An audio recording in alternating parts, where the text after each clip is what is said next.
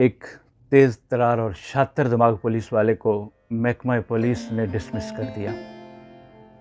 Policeman ने बेरोज़गार होने पर एक क्लिनिक बना लिया और बाहर एक बड़ा सा बोर्ड लगाया और उस पर एक फ़िक्रा लिखा, हर बीमारी का इलाज 300 रुपये में करवाएं और ठीक ना होने की सूरत में 1000 रुपया हमसे ले जाएं।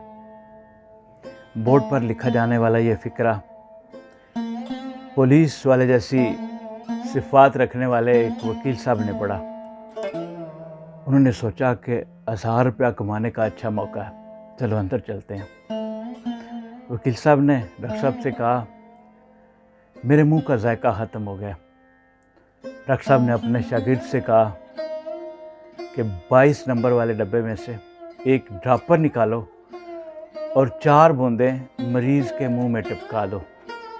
जब 3-4 कतरे मुंह में डाले गए तो वकील साहब ने शोर मचाना शुरू कर दिया, ये तुमने मुझे पेट्रोल पिला दिया है।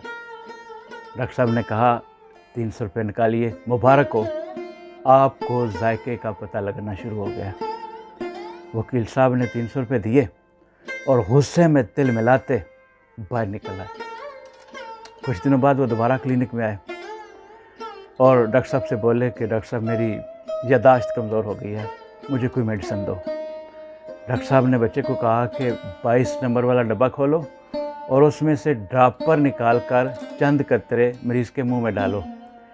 इस पर वकील साहब फ़ौरन बोल उठे, ये दवा तो मुंह का जायका ठीक करने वाली है। डॉक्टर साहब ने कहा, निकालो 300 रुपये, मुबारक हो, आपकी यादाश्त वापस आ गई है। वकील साहब पाँव पटकते हुए क्लिनिक से बाहर निकल गए। कुछ दिनों बाद अपनी रकम की रिकवरी के लिए वकील साहब तीसरी बार क्लिनिक में दाखिल हुए।